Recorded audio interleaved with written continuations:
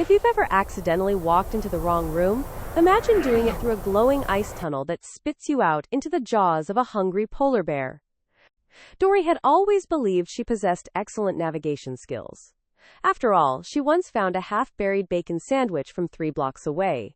Bella, on the other hand, trusted only her instincts, which were usually wrong but delivered with absolute confidence. And Aunt Rita...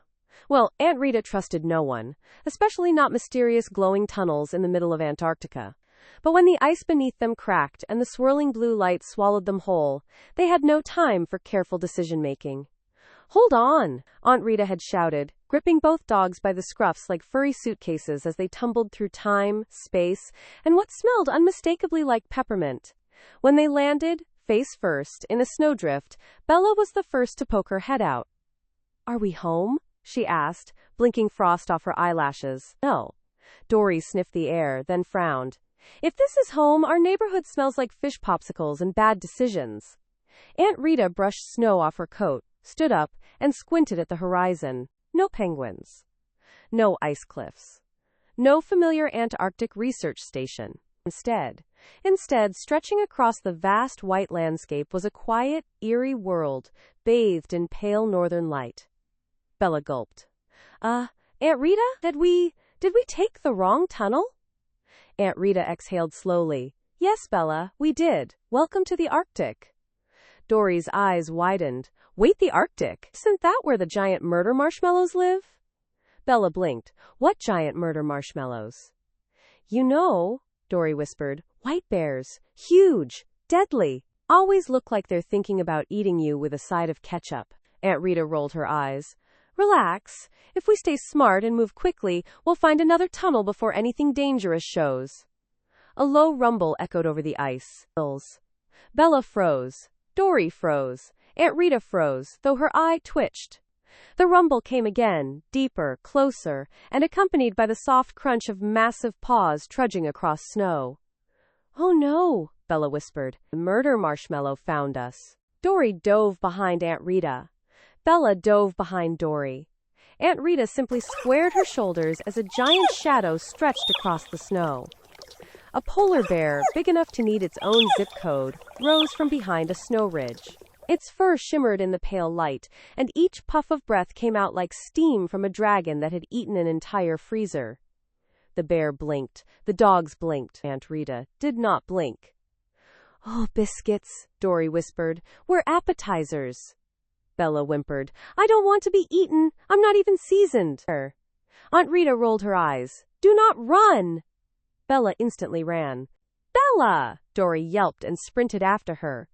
Aunt Rita sighed, deep, long, and filled with regret, and sprinted too. The ground trembled with every step he took. Bella sobbed. "I don't want to be a snack. I once ate a crayon, a blue one." "Focus!" Aunt Rita barked. Ahead, jagged blocks of ice jutted from the ground, forming a maze of narrow corridors. "In there!" Aunt Rita shouted. They darted between the icy walls, narrow enough for the dogs, barely wide enough for Aunt Rita, and definitely too tight for a creature the size of a furry refrigerator. The polar bear roared again, frustrated. Bella slumped against the ice, panting. Are we safe?" Dory sniffed. "For now, unless he's on a diet, and we're his cheat meal." Aunt Rita scanned the walls. There, etched faintly into the ice, was a swirl resembling the tunnel symbol. She pressed her hand against it. Nothing happened. And Dory placed a paw on it. Still nothing. Bella leaned her entire body weight onto it. Still nothing. Aunt Rita groaned. "And magical. It must need a power source, or warmth, or something magical." The bear was trying to wedge himself into the narrow corridor. Very slowly. Very squeezily. The bear's enormous face appeared, smushed between ice walls like a marshmallow forced into a coin slot. Bella screamed. Dory screamed. Aunt Rita whispered, "We're out of time." Aunt Rita smashed the symbol with courage and determination. The ice exploded into light, creating a portal. The polar bear lunged but couldn't follow. They dove through and were transported safely to a new snowy field. They landed in the Arctic, braved a blizzard, found a shipwreck, discovered an ancient journal about the tunnels and courage, and narrowly escaped the polar bear once more using the golden courage light. Neofro, the guardian of the northern winds, guided them through icy fields and warned of rogue time travelers. A mischievous penguin named Waddles threatened the timeline. The trio chased him through the nexus of frozen time, dodged shards of frozen moments, and trapped him in Waddles' magical orb using courage, teamwork, and quick thinking. After countless jumps, tunnels, and icy chases, Aunt Rita spotted a familiar swirl of blue and gold light. "This one looks right," she said, a mix of relief and exhaustion in her voice. They leapt together into the portal, holding paws and hands tightly. The swirling lights and icy winds surrounded them, but soon they landed softly on familiar Antarctic snow. Penguins waddled by, the research station loomed in the distance, and the sky looked just like it always did.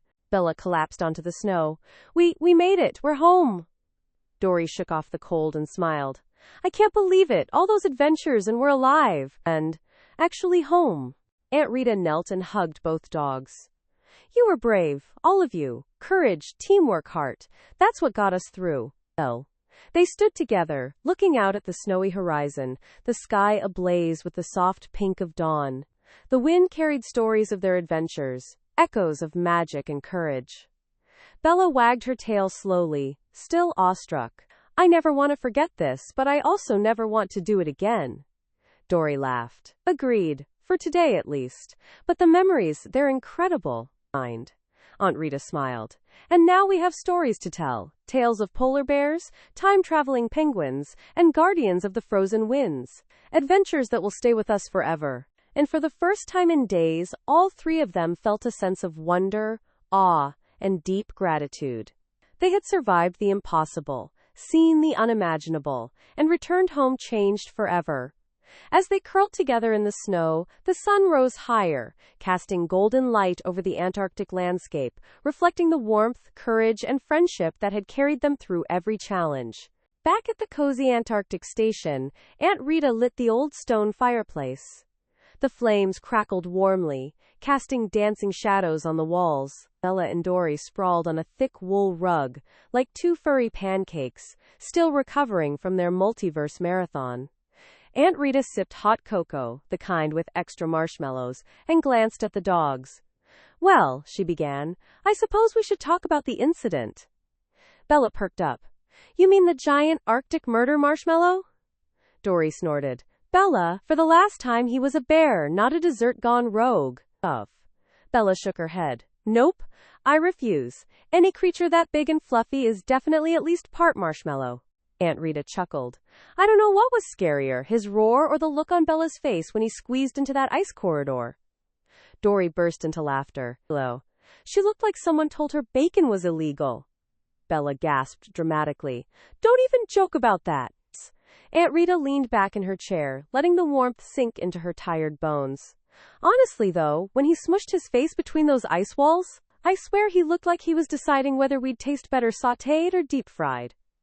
Dory imitated the bear's squished face perfectly, her jowls flopping sideways. Aunt Rita nearly spilled her cocoa from laughing. Bella chimed in.